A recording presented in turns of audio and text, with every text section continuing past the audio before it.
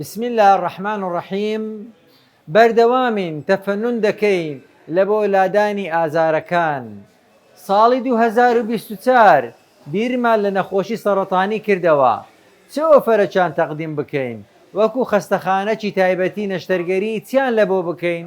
بڕیارماندا نەخۆشی سەرەتانی دوای نەشتەرگەری میوانە لە مهرەبانی. ئۆفەری میوانە لە مهرەبانیمان داهینا کەوا نەخۆشەکان پێویستیان بەوەی هەیە کە سەرەتانی قۆڵۆنی دەبیتن تاوەکو 4 ڕۆژ 5 ڕۆژ 7 ڕۆژ لە خەستەخانەی بمینێنەوە، ئەو ڕۆژانانەی هەمووی دەبیتە فری، پارەی خەستەخانەی ناستینین. ئەوەش دەبیتە دەعمەکی مادی و معنەوی لە بۆ نەخۆشەکان، چونکە ئەوانە خوشک و برای منە. مهرەبانی بەردەوام لە تەفەننکردن لە بۆ لادانی ئازارەکان.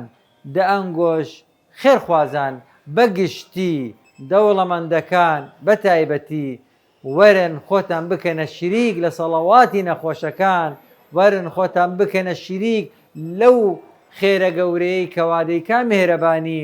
کوردەکانی خاریج لە کوردستان بیمەی تەندروستی نییە، لێیەکە ئەمە بووینە یارمەتی دەرەکی زۆر گەورە بە تایبەتی لە بۆ نەخۆشە سەرەتانەکان. بە پشتیوانی خوای گەورە دەمانەوێ یارمەتی هەمووان بدەین.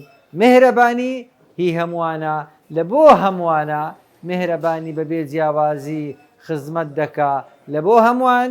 مهرەبانی وەکو ئاوە پێشی ناگیرێتن.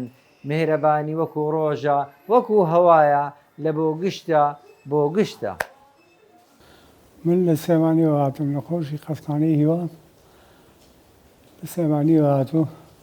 لەم خەستەخانەیە خەستەخانەی مهرەبانی لە هەولێر لای دکتۆر دلێر زۆر خزمەتی چاشان کردین، بۆی عەمەلیات کردو. لە ڕۆژی شەمەوە لێرەم هیچ شتێکیان بۆ حساب نەکردەوە. زۆر یارمەتیان داوی، ماڵیان ئاوێ یاخۆ بێوەی من خواکێران بۆ ئاسانکە. ئینشاءڵڵا داواکاریم لە خێرخوازان و حکومەتەوەیە یارمەتی ئەو خەڵکە بن، یارمەتی ئەو خەستەخانەیە بن بە ئاو کارەبا و کارەبا، هەر کارەبایەکی ڕئیسیان بنێ. داواکاریێک ئەوەیە ئاویان بنێ، کارەبایان بنێ،